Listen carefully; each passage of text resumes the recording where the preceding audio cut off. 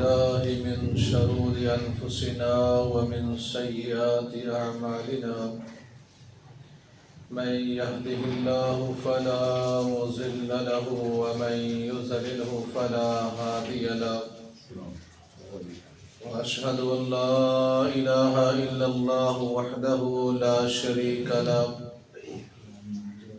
وأشهد أن محمدا عبده ورسوله أما بعد فإن خير الحديث كتاب الله وخير الهدي هدي محمد صلى الله عليه وسلم وشر الأمور محدثاتها وكل محدثة بدعة وكل بدعة ضلالة وكل ضلالة في النار أما بعد فأعوذ بالله السميع العليم من الشيطان الرجيم بسم الله الرحمن الرحيم السابقون الأولون من المهاجرين والأنصار الذين اتبعوهم بإحسان رضي الله عنهم ورضوا عنه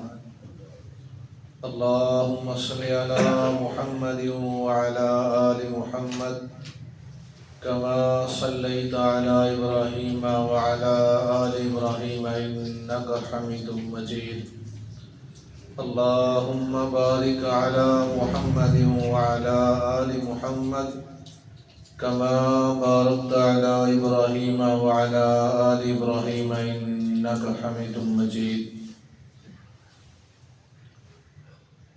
اللہ سبحانہ و تعالیٰ کا قرآن مجید میں ارشاد ہے کہ اللہ ان پہلے ایمان لانے والے، سبقت لے جانے والے انصار اور مہاجرین اور ان پہلوں کے بعد ان کے بعد ایمان لانے والے صحابہ کرام رضوان اللہ علیہم اجمعین اور ان کے بعد ان کی اتباع میں انہی کی طرح ایمان لانے والے قیامت تک کے لوگ مسلمان، اللہ ان سب سے راضی ہو گیا اور وہ اللہ کی اصلاحیت پہ وہ بھی اللہ سے راضی ہیں۔ جمادی الثانی کا مہینہ ہے، اس مہینے میں اس امت کے افضل ترین، افضل البشر بعد الانبیاء جناب ابو بکر صدیق رضی اللہ تعالی عنہ کی وفات ہوئی۔ 22 تاریخ کو ہوئی اور آج 24 ہے۔ اسی حوالے سے آج ان کی امتیازی چند خصوصیات اور خوبیاں آپ کو بتائی جائیں گی۔ کچھ ایسے لوگ بھی ہیں جن کا اسلام میں کوئی حصہ نہیں ہے، لوگ ان کے حوالے سے سیمینار کرتے ہیں اور یہ شخصیت تو اس بات کی متقاضی ہے کہ ان کی سیرت کو بیان کیا جائے۔ اس امت کا پہلا مسلمان اور جس کو صدیق کا لفظ ملا، لقب ملا، یہ بھی انہی کو ابو بکر کو ہی رضی اللہ تعالیٰ عنہ کی امتیازی حیثیت ہے، اور یہ لقب رسول اللہ صلی اللہ علیہ وسلم نے نہیں دیا۔ کسی تاجر ساتھی نے نہیں کہا کہ ابو بکر بڑا سچا ہے، یہ صدیق ہے۔ کسی صحابی نے یہ لقب نہیں دیا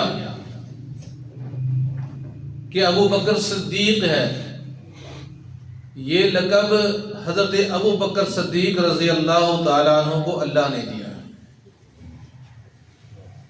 کیا دلیل ہے اس کی؟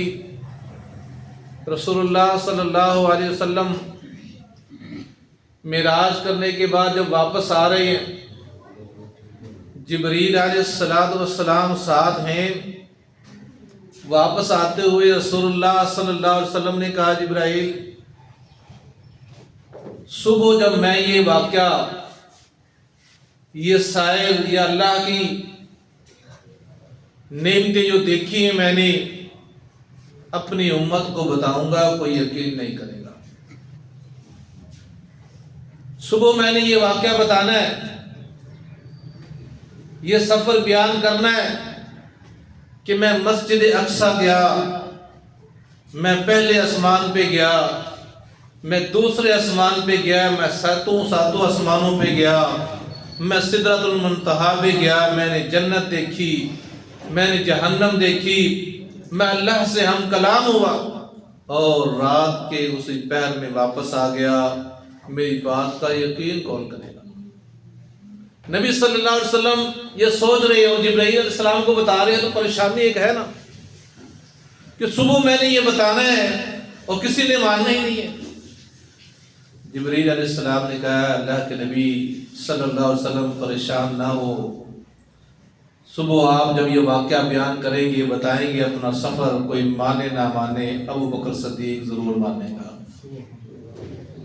کوئی نہ مانے آپ کا امتی ابو بکر مانے گا کیونکہ وہ صدیق ہے. اب فرشتہ جبرائیل نے سب سے پہلے یہ لفظ بولا ہے کہ ابو بکر ضرور آپ کی بات کو مان لے گا, ایمان لے آئے گا کیونکہ وہ صدیق ہے. اب فرشتے اپنی طرف سے لفظ دے دیتے ہیں لا یعصون اللہ ما امرهم ویفعلون ما یؤمرون. فرشتے تو کرتے ہی وہ ہیں جو اللہ کا حکم ہوتا ہے.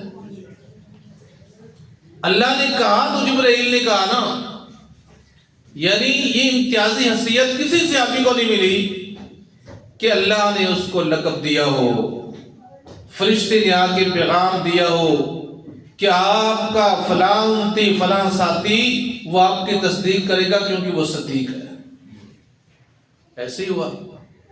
نبی صلی اللہ علیہ وسلم نے بیت اللہ کے پاس آ کے لوگوں کو بتایا میں نے رات یہ مناظر دیکھے, لوگ دنگ ہیں, کفار کو موقع مل گیا مزید بات کرنے کا. ابو بکر صدیق رضی اللہ تعالیٰ عنہ اس دن مکہ کے اندر موجود نہیں تھے. آ رہے ہیں واپس, امیہ ابو جہل ان دونوں سے ملاقات ہوئی, روکا اور کہنے لگے عجیب بات سنی آج. کہنے لگا نہیں کوئی بات نہیں سنی, میں مکہ میں نہیں تھا. کہنے لگے اگر کوئی شخص یہ کہے کہ میں راتوں رات مسجد اقصی چلا گیا, میں راتوں رات آسمانوں کے سیر کر کے آ گیا, عقل مانتی ہے؟ کہنے لگے عقل تو نہیں مانتی.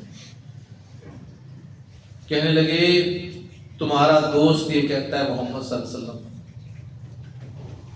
مانتا ہے اس بات کو. کہنے لگے عقل نہیں مانتی لیکن میرا ایمان مانتا ہے, اگر محمد صلی اللہ علیہ وسلم نے کہا ہے تو اس سے ہی کہا, وہ سچے ہیں, تصدیق کر دی. اللہ اکبر. تو یہ امتیازی حیثیت اللہ سبحانہ و تعالیٰ نے حضرت ابو بکر صدیق کو دی. ساتھ ساتھ قابل جائزہ یہ بھی لیتے جائیں کہ کچھ گروہ اس امت کے کلمہ پڑھنے والے وہ ان کے اوپر, اس شخص کے اوپر بھی یہ الزام لگائیں کہ صرف حکومت لینے کے لیے ساتھ ساتھ نبی صلی اللہ علیہ وسلم کی وفات کے بعد حکومت پہ قبضہ کر کے بیٹھ گیا تھا. نبی صلی اللہ علیہ وسلم کی وفات کے بعد یہ بھی دوسرے جو لوگ تھے ان پہ الزام لگاتے ہیں, ان کے اوپر بھی نعوذ باللہ یہ کہتے ہیں یہ بھی مرتد ہو گیا. اللہ اکبر. اس امت کا افضل ترین شخص ہے, یہ میں نے دعویٰ کیوں کر دیا ہے؟ میرے کہنے سے افضل نہیں ہو سکتا, آپ کے کہنے سے نہیں ہو سکتا, کسی محدث کے کہنے سے نہیں ہو سکتا افضل. صحیح بخاری میں حدیث ہے, ایک گھر کے اندر دو باپ بیٹا مکالمہ کر رہے ہیں, پوچھ رہے ہیں ایک دوسرے سے. بیٹے نے پوچھا ہے اپنے ابو سے کہ ایمن افضل بعد النبی, کہ نبی صلی اللہ علیہ وسلم کے بعد اس امت میں سب سے افضل کون ہے؟ یہ اللہ کی قدرت ہے نا, اللہ کس سے کروا دے. پوچھنے والے حسن ہیں, بتانے والے علی ہیں رضی اللہ تعالیٰ عنہ. پوچھنے والے نبی کے گھرانے کے لوگ ہیں، بتانے والے بھی نبی کے گھرانے کے سردار ہیں، امیر المومنین ہیں، وہ بھی داماد رسول ہیں، جن کی حق کو غصب کرنا کہتے ہیں۔ وہ فرماتے ہیں کہ سب سے افضل اس امت میں ابو بکر صدیق ہے، ابو بکر سب سے افضل ہے۔ اللہ اکبر، صحیح بخاری کے اندر یہ حدیث ہے۔ اور اسی گھرانے سے آپ کی صداقت کی گواہی البدایہ والنہایہ کے اندر لکھا ہے، ایک شخص نے آ کے مسئلہ پوچھا، ابو جعفر محمد بن علی جن کو امام باقر کہتے ہیں، ان سے پوچھا، سائل نے سوال پوچھا کہ اگر کوئی بندہ اپنے تلوار کو سجانا چاہے، اس کے اوپر زیور لٹکانا چاہے، زیور سے سجاوٹ کرنا چاہے تو کر سکتا ہے؟ امام باقر نے کہا کہ کر سکتا ہے، اپنی تلوار کو زیور کے ساتھ اس کی سجاوٹ کر سکتا ہے۔ سائل نے کہا کہ کیا دلیل ہے؟ یہاں بھی دلیل مانگی گئی ہے۔ لوگ تو کہتے ہیں امام نے کہہ دیا بس، اب دلیل کی ضرورت ہی نہیں ہے۔ امام باقر سے سائل نے پوچھا کہ دلیل کیا ہے؟ تو امام باقر نے کہا کہ ابو بکر صدیق رضی اللہ تعالیٰ عنہ کے پاس تلوار تھی، انہوں نے اپنی تلوار کو زیور سے سجایا ہوا تھا، موتیوں سے۔ اللہ کے نبی صلی اللہ علیہ وسلم کی زندگی میں وہ تلوار کو یوں زیور سے سجاوٹ کرتے تھے، اللہ کے نبی نے منع نہیں کیا تو سجا سکتا ہے۔ اب وہ سوال بھول گیا، دوسری طرف آ گیا سائل، اس کو بھی مرض تھا کوئی جو آج لوگوں کو ہے، کہنے لگے آپ بھی ابو بکر کو صدیق کہتے ہیں، آپ بھی صدیق کہتے ہیں؟ کتاب میں لکھا ہوا ہے کہ لیٹے ہوئے تھے امام باقر، لیٹے ہوئے تھے، اٹھ کے بیٹھ گئے، قبلہ رخ ہو کے منہ بیٹھ گئے، منہ قبلہ کی طرف کیا اور فرمانے لگے نعم صدیق، نعم صدیق، نعم صدیق، ہاں ابو بکر صدیق ہے، ابو بکر صدیق ہے۔ اور ساتھ فرمایا جو ابو بکر کو صدیق نہیں مانتا وہ دنیا اور آخرت کا جھوٹا انسان ہے، کیونکہ اللہ نے صدیق کا ہے، یہ امتیازی حیثیت اللہ نے دی ہے، یہ شان اللہ نے دی ہے نا، جس کو چاہے دے دے۔ اب صحابی ہونا بہت بڑی فضیلت، عام صحابی ہونا۔ اب صحابیت کسی کی عبادت سے، کسی کی سخاوت سے صحابی نہیں بنتا، کسی کا دین کا علم حاصل کرنے سے بندہ صحابی نہیں بنتا۔ صحابی اللہ کا ایک اعزاز ہے، اللہ کی ایک نعمت ہے، اللہ کی طرف سے ایک انعام ہے، جس کو دے دیا اس نے وہ صحابی بن گیا۔ اور رتبہ کیا ہے کہ اس کے اوپر جہنم کی آگ حرام ہے، اس نے رسول اللہ صلی اللہ علیہ وسلم کو ایمان کی حالت میں دیکھا ہے، اللہ نے اس کے اوپر جہنم کی آگ حرام۔ اب اس کے اندر تمام اصحاب شامل ہیں، جو ایک دن کا صحابی ہے وہ بھی شامل ہے، جس نے صرف ایک دفعہ دیکھا وہ بھی، اور جو ساتھ ساتھ رہا وہ بھی صحابی ہے، اور جن کی بات میں کر رہا ہوں یہ کتنے ساتھ رہے۔ رسول اللہ صلی اللہ علیہ وسلم کی زندگی کو پڑھے نا، 2 تاریخی سفر ہیں آپ کے۔ پہلا سفر معراج کا، اس میں اللہ نے ساتھ کس کا چنا؟ فرشتوں کے سردار کا، وہ ساتھ ساتھ جا رہا ہے۔ دوسرا تاریخی سفر ہجرت کا، رسول اللہ صلی اللہ علیہ وسلم نے ہجرت فرمائی، قیامت تک یہ بات پڑھتی اور پڑھاتی رہے گی، لوگ پڑھتے رہیں گے، سناتے رہیں گے، سنتے رہیں گے۔ سفر بڑا مشکل ہے، خطرناک ہے، صحابہ آتے ہیں، اجازت چاہتے ہیں، اللہ کے نبی حالات خراب ہو گئے ہیں، مکے میں تنگی، ہجرت کر جائیں، رسول اللہ فرماتے جاؤ ہجرت کر۔ مدینے جا رہے ہیں، ایک دن ابو بکر صدیق آئے، پوچھا ابو بکر کیسے آئے؟ اللہ کے نبی صلی اللہ علیہ وسلم اجازت لینے آئے اور میں بھی ہجرت کر جاؤں، میں بھی مدینے جانا چاہتا ہوں، مجھے آپ اجازت دے دیں، باقی لوگ جا رہے ہیں میں بھی چلا جاؤں۔ رسول اللہ صلی اللہ علیہ وسلم نے فرمایا جلدی نہ کر، جلدی نہ کر، انتظار کر، شاید اللہ تجھے میرا ہجرت کا ساتھی بنا دے۔ یہ نہیں کہا کہ میں ہجرت کا ساتھی تجھے بناؤں گا، یہ نہیں کہا کہ تو میرے ساتھ چلنا، میں نے ساتھی کا انتخاب کرنا ہے، ہو سکتا ہے میں تیرا انتخاب کر لوں تو ٹھہر جا، یہ نہیں کہا۔ لعل اللہ، شاید اللہ تیرا انتخاب کرے میرے ساتھی ہونے کا، ہجرت میں ہم سفر ہونے کا۔ نبی صلی اللہ علیہ وسلم کو بھی نظر آ رہا ہے کہ اللہ انتخاب کرے گا، بندہ اپنے شریعتوں میں نظر ڈالتا ہے نا، تو کس کس کا انتخاب ہو سکتا ہے، کون کون رازدان نبی ہو سکتا ہے، کون اس سفر کے اندر دلیری سے ساتھ دے سکتا ہے، کون اس پریشر کو برداشت کر سکتا ہے کہ جس کی قیمت 100 اونٹ لگنی ہے سب کی۔ دو نکلے ہیں، ایک نبی نکلا ہے، صدیق نکلا ہے، کفار نے قیمت لگائی ہے، جو صدیق کا سر لے آئے اس کے بھی 100 اونٹ ہیں، اور جو نبی کا سر لے آئے اس کے لیے بھی انعام 100۔ کیا عظمت ہے، کہاں ابوبکر، کہاں نبی، کہاں صدیق، کہاں نبوت، جوڑ ہی نہیں ہے، کہاں مرید ہے، کہاں مرشد ہے، کہاں نبی ہے، کہاں امتی ہے، دونوں کی ایک قیمت لگ گئی، برابر قیمت لگ گئی۔ اس کو اگر آپ یوں سمجھیں دودھ اور پانی کی جیسے ایک قیمت لگ جاتی ہے۔ دودھ دودھ ہوتا ہے، پانی پانی ہوتا ہے، نبی نبی ہے، ابوبکر وہ خاتم ہے، وہ مختوم ہے، وہ نبی ہے، وہ امتی ہے، لیکن لوگوں نے ایک ہی قیمت لگا دی کیونکہ نبی کے رنگ میں رنگے گئے، پیروکار ہو گئے، ساتھی ہو گئے۔ ساتھی یوں ہو گئے جیسے پانی کی مثال دے کے میں سمجھاتا ہوں کہ دودھ میں پانی ڈالے نا، وہ اپنا رنگ بھی چینج کر لیتا ہے، اپنا ذائقہ بھی ویسا ہی کر لیتا ہے۔ کیوں کر لیتا ہے؟ پھر قربانی دیتا ہے، قربانی دیتا ہے۔ جب حلوائی رکھتا ہے نا دودھ کو گرم کرنے کے لیے، اس کو گاڑھا کرنے کے لیے، قربانی کون دیتا ہے؟ جب تک پانی کا ایک قطرہ بھی رہتا ہے دودھ کو آنچ نہیں آنے دیتا،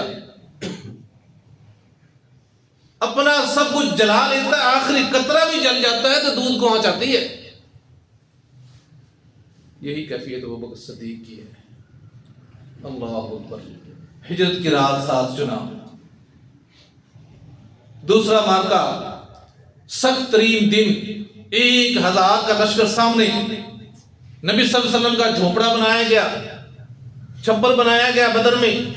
اب 1000 بندہ تلوار لے کے بیٹھا ہے، ہو سکتا ہے رات کے اندھیرے میں حملہ کر دے۔ پہلا کون دے؟ آج پہلا کون دے؟ کس کے اوپر اعتماد کیا جائے؟ کس نے پہلا دیا اس رات؟ ابوبکر صدیق رضی اللہ تعالیٰ عنہ پہلا دیا۔ اللہ اکبر، فرماتے ہیں میں تلوار لے کے کھڑا ہوں۔ حضرت علی سے پوچھا تھا نا سب سے دلیر کون تھا پھر تمہارے اندر؟ فرماتے تھے ابوبکر صدیق دلیر تھا، اسی لیے اللہ کے نبی کی پہلے پہ کھڑا، سب سے دلیر بھی وہی تھے۔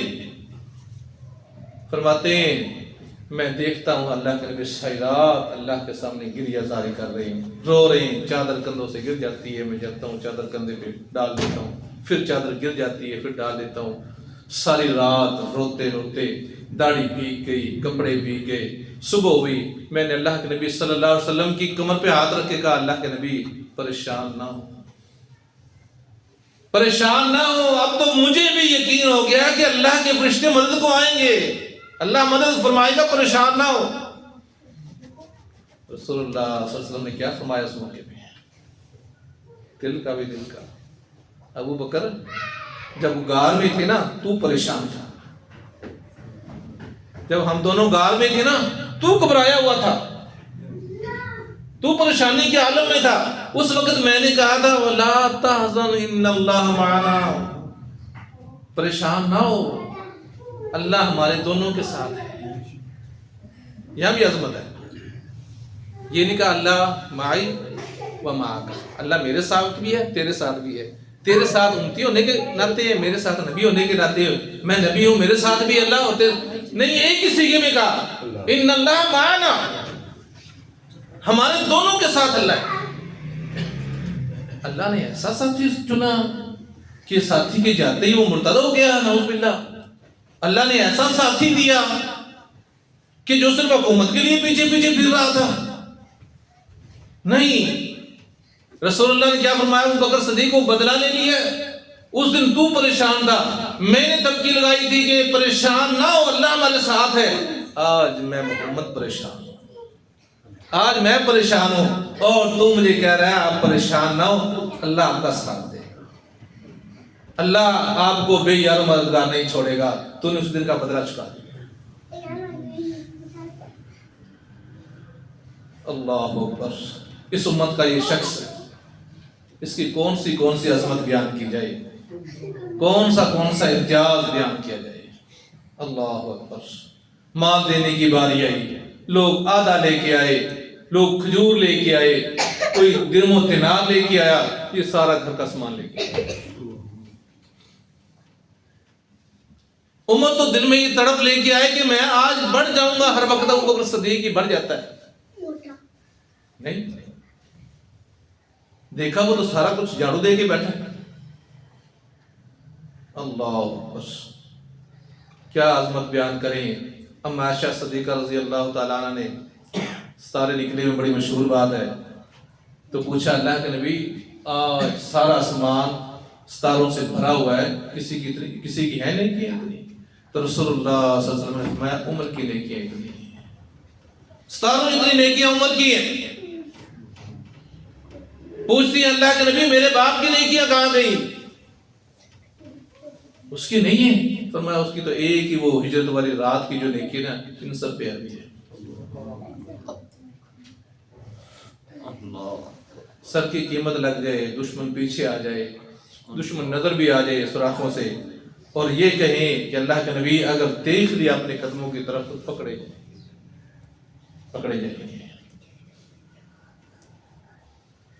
یہ وہ ساتھی ہے جن کا انتخاب اللہ نے کیا محمد صلی اللہ علیہ وسلم کی ہجرت کے سفر کا۔ یہ وہ مومن ہیں جن کا اللہ نے انتخاب کیا عین مشکل وقت جب 1000 بندہ سامنے بیٹھا ہے اللہ کے نبی کے پہرہ دینے کا۔ یہ وہ ساتھی ہے کہ نبی محمد صلی اللہ علیہ وسلم بیمار آ گئی، اب مصلی پہ جانے کا وقت ہے، کون پڑھائے نماز کون پڑھائے؟ رسول اللہ صلی اللہ علیہ وسلم نے نماز کا وقت ہے، ہوش آیا، فرمایا وضو کراؤ۔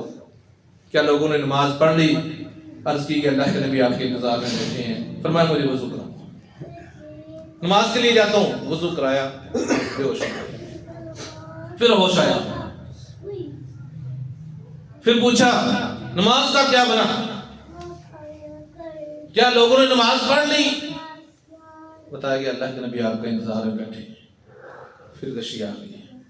پھر جب آپ نے دیکھا کہ میں تو نہیں اٹھ سکتا، رسول اللہ صلی اللہ علیہ وسلم نے فرمایا مرو ابا بکر، ابو بکر کو حکم دو کہ لوگوں کو نماز پڑھائے، یصلی بالناس، لوگوں کو نماز پڑھائے۔ ابو بکر کو حکم دو کہ لوگوں کو نماز پڑھائے۔ اب عائشہ فرماتی ہیں دل تو میرا بھی تھا کہ نبی کے مصلی پہ میرا باپ ہی کھڑا ہو، لیکن دو سوچیں تھی میرے دل میں۔ ایک تو یہ سوچ تھی کہ کہیں اللہ کے نبی صلی اللہ علیہ وسلم کے مصلی پہ میرا باپ جائے اور اللہ کے نبی کی وفات ہو جائے، بدشگونی لیں گے لوگ، میرے باپ کے بارے میں بدشگونی نہ لی جائے۔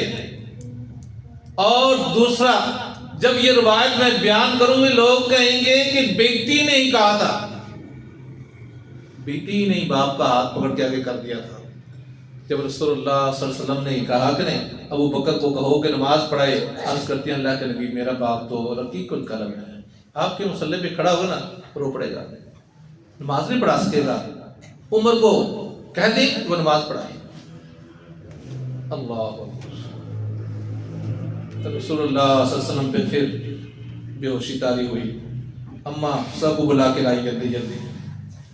پھر رسول اللہ صلی اللہ علیہ وسلم نے پوچھا لوگوں کی نماز کا کیا بنا؟ اللہ کے نبی انتظار میں، فرمایا میں نے کہا تھا مرو ابا بکر، ابو بکر کو بتاؤ کہ نماز پڑھائے۔ پھر اما عائشہ فرماتی میں نے پھر وہی سوال کیا کہ عمر کو کہہ دے۔ اب دو بیٹھی ہیں، اما حفصہ بھی بیٹھی ہیں۔ رسول اللہ صلی اللہ علیہ وسلم نے فرمایا مرو ابا بکر یصلی بالناس، ابو بکر کو کہو کہ نماز پڑھائے۔ ابو بکر صدیق رضی اللہ تعالیٰ عنہ۔ اب ہم کیا کریں؟ لوگ ہمارے پر الزام لگاتے ہیں، جی تم کہتے ہو ابو بکر صدیق کا پہلا نمبر ہے، وہ حق پہ ہے، کیا کریں؟ اللہ کے نبی خود کھڑا کر رہے ہیں، باقی صحابہ موجود ہیں، حضرت عثمان غنی بھی موجود ہے، عمر فاروق مسجد کے اندر موجود ہے، علی رضی اللہ تعالیٰ عنہ کوئی سفر پہ نہیں گئے ہوئے، گھر کے ساتھی ہیں، گھر کے فرد ہیں، مدینے کے اندر مسجد کے اندر ہی موجود ہیں، حسن و حسین ادھر ہی موجود ہیں، عبد الرحمن بن عوف ادھر ہی موجود ہیں، سارے صحابہ موجود ہیں، چچا عباس موجود ہیں، چچا کے بیٹے موجود ہیں، لیکن اللہ کے نبی فرما رہے ہیں کہ ابو بکر کو حکم دو کہ نماز پڑھائے۔ اللہ اکبر۔ ایک روایت میں یہ بھی آتا ہے کہ جب اما عائشہ نے کہا نا کہ عمر کو کہہ دیں، تو رسول اللہ صلی اللہ علیہ وسلم نے فرمایا یا اب اللہ، یا اب اللہ، اللہ انکاری ہے، یا اب اللہ الا ابا بکر، ابو بکر کے علاوہ باقی پہ اللہ انکاری ہے۔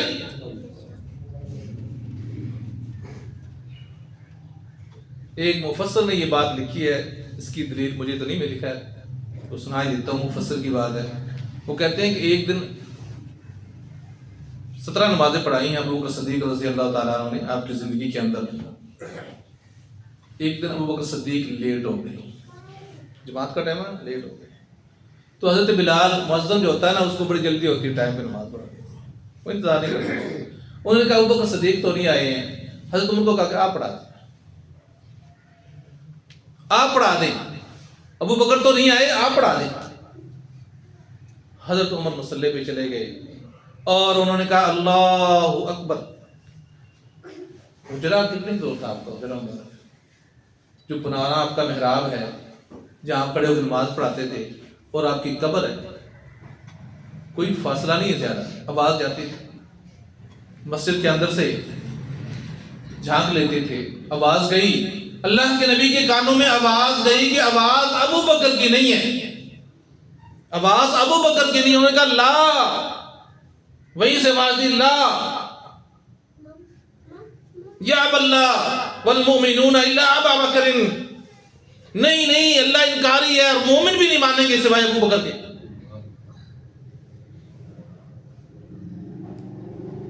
اب اس پہ ہمارا قصور کیا ہے؟ اگر ہم ان کی شان بیان کرتے ہیں، اللہ نے شان دی ہے، نبی محمد صلی اللہ علیہ وسلم نے شان دی ہے، ان کو آگے کھڑا کیا ہے۔ اگلے ہی دن سوموار کو جب افاقہ ہوا تو ارادہ کیا میں مسجد جاؤں، لوگ بھی تڑپتے تھے زیارت کو، مسجد آئے، سہارے سے آئے، سہارا لے کے آئے، چل نہیں سکتے، تو ابو بکر صدیق کو پتہ چلا، لوگوں نے بھی تالیاں بجائیں کہ نبی آ گئے ہیں، پیچھے ہٹ جاؤ، پیچھے ہٹنے لگے تو رسول اللہ صلی اللہ علیہ وسلم نے ٹھہرنے کا اشارہ کیا کہ پاس بیٹھ کے امامت کرا جاؤں امت کی۔ مصلی پہ خود بھی تشریف لے آئے، ابو بکر کو بھی ساتھ کھڑا کر لیا۔ اب کیفیت کیا بنی ہے نماز پڑھانے کی؟ 2 امام ہو گئے، مصلی پہ 2 امام ہو گئے۔ اللہ اکبر، جیسے غار میں دونوں اکٹھے تھے، مصلی پہ بھی دونوں اکٹھے ہی ہیں۔ اب امامت کون کرا رہا ہے؟ ابو بکر صدیق کی امامت رسول اللہ صلی اللہ علیہ وسلم کرا رہے ہیں۔ اللہ کے نبی جھکتے ہیں تو ابو بکر جھکتا ہے، ابو بکر جھکتا ہے تو امتی جھکتے ہیں۔ پاس بیٹھ کے امامت کروا دی، اپنے اقتدا کے اندر ابو بکر کو رکھ کے باقی نمازیوں کا امام بنا دیا۔ علی موجود نہیں تھے رضی اللہ عنہ، علی موجود تھے، عمر موجود تھے، عثمان موجود تھے، حسن و حسین موجود تھے، عبد الرحمن بن عوف موجود تھے، عمار بن یاسر موجود تھے، سارے موجود تھے، کوئی بھی صحابی باہر نہیں تھا، سابقون اولون میں سے کوئی باہر نہیں تھا، بڑے بڑے ناموں میں سے کوئی باہر نہیں تھا، عشرہ مبشرہ میں سے کوئی باہر نہیں تھا، سب مسجد کے اندر موجود ہیں۔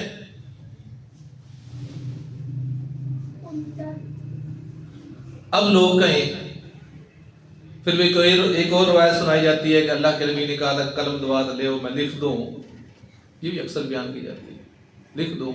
اس کے بعد تو 4 دن اللہ کے نبی زندہ رہے دنیا میں۔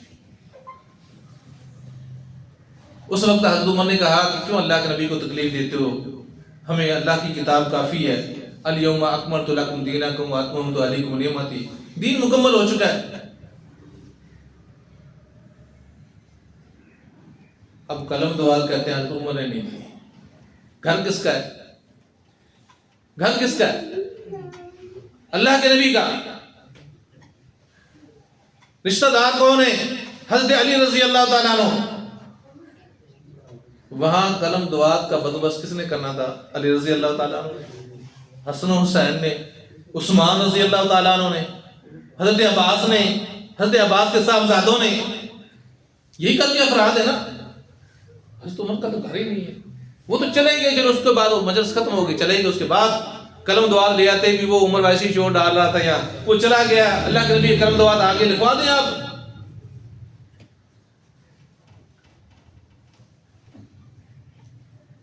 اللہ اکبر، جس کو خود کھڑا کر دے۔ سائل آنے والا آیا، ایک عورت آئی، اس نے سوال کیا کہ اللہ کے نبی مجھے میری مدد کریں، بیت المال میں سے کچھ مجھے دیں۔ رسول اللہ صلی اللہ علیہ وسلم نے فرمایا بیت المال خالی ہے، پھر آنا، تیری مدد کی جائے گی۔ اب وہ عورت کیا کہتی ہے کہ اللہ کے نبی میں آؤں اور آپ نہ ہوں، جب میں آؤں اور آپ نہ ہوں، کیا مطلب؟ آپ دنیا سے جا چکے، پھر میں کس سے مانگوں؟ بیت المال میں سے مدد کی کس سے تقاضا کروں؟ تو رسول اللہ صلی اللہ علیہ وسلم میں ابو بکر صدیق کے پاس جاؤں، میں نہیں ہوں گا بیت المال کا امیر، تو پھر کون ہوگا؟ ابو بکر ہوگا۔ اللہ اکبر۔ جب ابو بکر صدیق اللہ نے سچا کہہ دیا، جبرائیل علیہ السلام نے سچا کہہ دیا، یا استاد کہتے ہیں شاگرد کو یہ بڑا سچا ہے، پوری کلاس اس کے مترف ہوتی ہے کہ جھوٹ نہیں بولتا،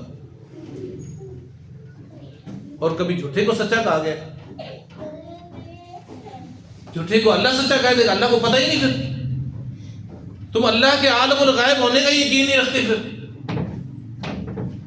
اللہ اکبر۔ خاتون جنت حضرت فاطمہ الزہرا رضی اللہ تعالی عنہا جب آئی ابو بکر صدیق رضی اللہ تعالیٰ عنہ کے پاس، فدق کے باغ کے حوالے سے یہاں بھی ایک اختلاف بیان کیا کر کے ان کی شان کو کم کرنے کی کوشش کی جاتی ہے، تو آپ نے حدیث سنائی کہ رسول اللہ صلی اللہ علیہ وسلم نے فرمایا انبیاء کا جو ورثہ ہوتا ہے وہ وارثوں میں تقسیم کیا۔ یہ نہیں کہا کہ میں کمانڈر بن گیا ہوں میں نہیں دیتا، میری مرضی ہوگی تو میں دوں گا۔ رسول اللہ صلی اللہ علیہ وسلم نے فرمایا کہ ہم نبی کا ورثہ تقسیم نہیں ہوتا، وارثوں کو نہیں ملتا، ہاں اس کی آمدن آپ کو ملے گی، جیسے آپ کے گھروں میں خرچے جاتا تھا، اس باغ کی آمدن جاتی تھی، اہل بیت کے گھرانے میں آپ کو جو حصہ ملتا تھا وہ جاری رہے گا، لیکن وہ بیت المال کے اندر ہی رہے گا، امین کے اندر رہے گا، جیسے اللہ کے نبی صلی اللہ علیہ وسلم کے دور میں ملکیت تقسیم نہیں۔ کبھی بھی حکومت خلافت کے بعد یہ نہیں کہا کہ میرا یہ فیصلہ ہے، میں یہ آرڈر کرتا ہوں، نہیں۔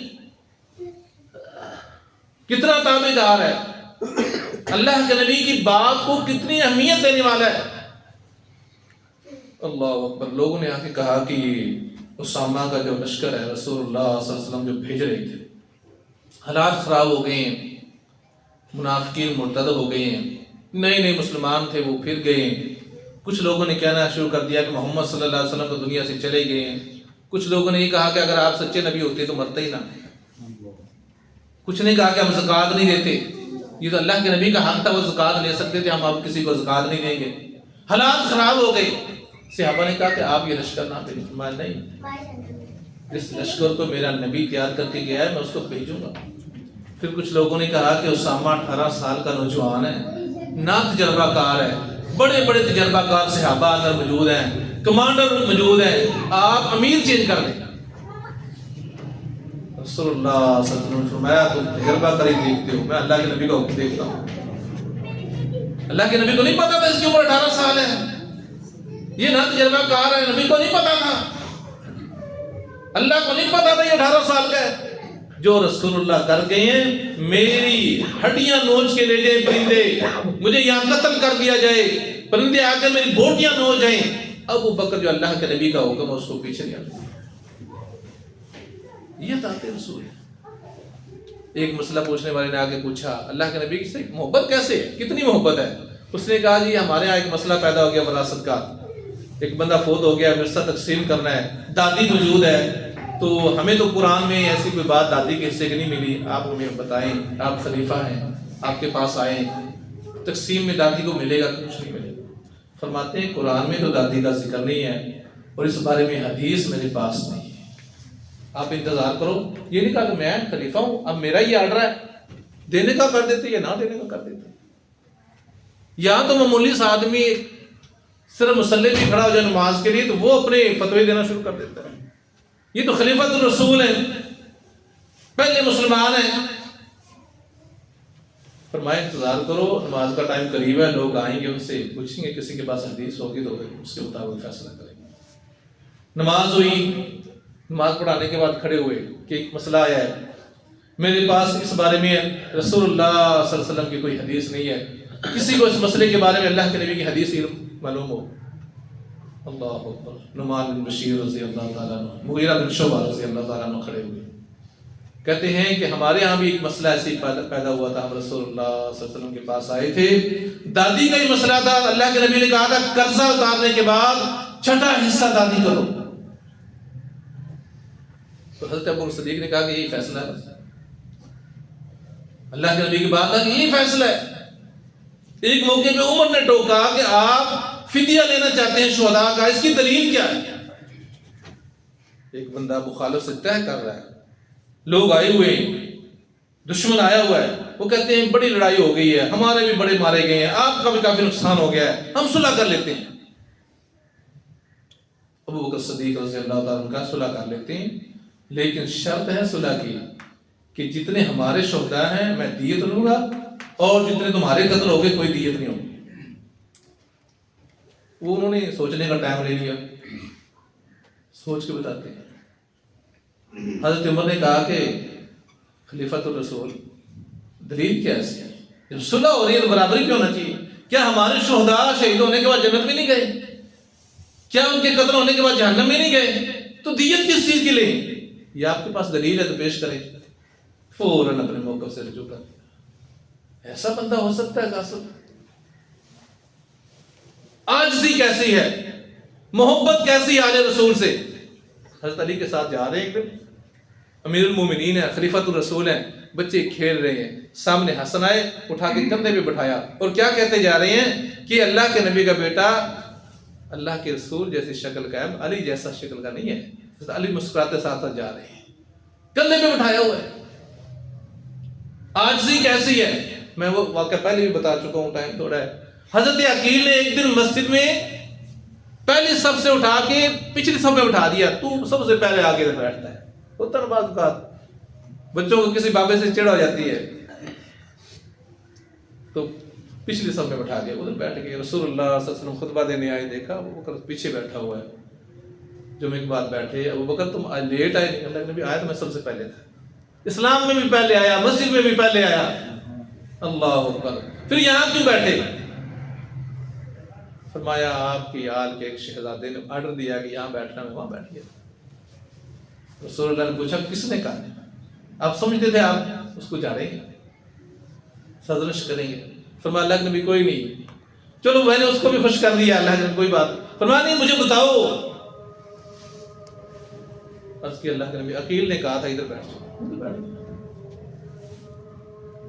کتنا احترام کرتے ہیں رسول اللہ صلی اللہ علیہ وسلم، جب بیٹھتے مسجد مجلس میں دائیں طرف ابو بکر صدیق ہوتے تھے، دائیں طرف بیٹھتے تھے، بائیں طرف عمر بیٹھتے تھے۔ لیکن جب حضرت عباس آئے، ایک دن مجلس لگی ہوئی ہے، دائیں طرف بیٹھے ہیں، اٹھے اور اپنی جگہ پہ حضرت عباس کو بٹھا کے اس کی دائیں طرف بیٹھے کہ آپ ادھر بیٹھے۔ کیسا مؤدب شخص ہے، کتنا احترام کرنے والا علیہ رسول کا، اور پھر حکومت لینے کے بعد کیا مال جوڑا، کتنا مال اکٹھا کیا، پتہ لگا کہ اب آخری وقت قریب ہے، ام المومنین ہے بیٹی، کیا فرماتے ہیں کہ میری دو چادریں نا ان کو دھو کے مجھے کفن دے دینا، زندوں کو نئے کپڑے کی زیادہ ضرورت ہوتی ہے، میری چادروں کو دھو کے کفن یہاں لوگ نا بندوبست ہم بھی کرتے ہیں، مدینے سے لے کے آئے، مکے سے لے کے آئے، ابھی زمزم میں دھو کے رکھیں، پرانے کپڑوں میں کفن کا کہا۔ جب حضرت عمر نے چارج لیا تو کچھ بھی نہیں ہے، کوئی دفتر میں جائے وزیر اعظم کا چارج لے، وہاں صرف کرسی کے علاوہ کچھ بھی نہ ہوگا نا، بیٹھنے کے لیے صرف مسلح ہو۔ حضرت عمر رو پڑے، ابو بکر میں قربان جاؤں تیری سادگی پہ، ہمارے لیے کچھ بھی نہیں چھوڑا، اتنے سادہ ہے۔ خلافت پہ بیٹھنے کے بعد مزدوری پہ جا رہے ہیں، کپڑا اٹھایا سب پہ جا رہے ہیں۔ اس نے کہا کہاں جا رہے ہو؟ میں نے روزے نہیں کمانی، کہ یہاں فیصلے آئیں گے، لوگ آئیں گے، سفیر آئیں گے، ان کو کون ڈیل کرے گا، آپ بازار میں ہوں گے، تو کھانے پینے کا کیا بندوبست؟ اللہ اکبر۔ تو خود ہی سوچ کے کہنے لگے چلو میں ایک مزدور کی تنخواہ لے لیتا ہوں، ایک مزدور کی دیہڑی لے لیتا ہوں۔ کون ہے؟ امیر المومنین ہے، خلیفۃ الرسول ہے، حاکم ہے بہت بڑے علاقے کا، پورے عرب کا، اور تنخواہ کتنی لگائی ہے کہ مصروفیت کی وجہ سے میں کام نہیں کر سکتا، جو مدینے میں ایک مزدور جو کھجوروں کے باغ کو گوڈی کرتا ہے نا، اس کی جو مزدوری شام کو اس کو ملتی ہے میں اتنی لیتا ہوں۔ کیا سبق چھوڑا ہے؟ یہ غاصب تھے؟ اللہ، کیسے غاصب ہو سکتے؟ جو ان کو مومن نہیں مانتا اس کے ایمان کا کیا بنے گا؟ جو ان کو سچا نہیں مانتا اس کے ایمان کا کیا بنے گا؟ اس کے کلمے کا کیا بنے گا؟ اس کی نمازوں کا کیا بنے گا؟ اللہ اکبر۔ یہ وہ عظیم ہستی، وہ عظیم انسان، اللہ نے کیا کیا امتیازات دیے، صحابہ پہ نظر دوڑائے، ان کی سیرت کو پڑھے نا، کسی صحابی کی 2 پشتیں صحابی، بڑی عظمت والی بات۔ پھر آپ پڑھے نا کسی صحابی کی 3 پشتیں صحابہ، خود بھی صحابی، باپ بھی صحابی، بیٹا بھی صحابی، اور جناب اس کی والدہ بھی صحابی، بیٹی بھی صحابیہ، بیوی صحابیہ، 3 پشتیں۔ صرف ایک ہی گھرانہ ہے جس کی 4 پشتیں صحابی، صرف ایک ہی گھر ہے، وہ ابو بکر صدیق رضی اللہ تعالیٰ عنہ کا گھر ہے، جس کی 4 پشتیں صحابی ہیں، جس کی بیٹی بھی صحابی ہے، جس کی نواسی بھی صحابی ہے، جس کا نواسہ بھی صحابی ہے، جس کا دماد بھی صحابی ہے، دماد کا نواسہ بھی، پوتا بھی، پڑپوتا بھی صحابی ہے، باپ سے لے کے پڑپوتے تک، یعنی باپ کا پڑپوتا صحابی، 4 پشتیں۔ اللہ اکبر۔ اللہ سبحانہ و تعالیٰ سے دعا ہے کہ اللہ ہمیں بھی ایسا ایمان نصیب کرے، اللہ ہمیں ان کو مثل راہ بنانے کی توفیق دے، انہیں جیسا ایمان، نماز، روزہ، تجارت، حکومت کرنے کی ہمیں توفیق دے۔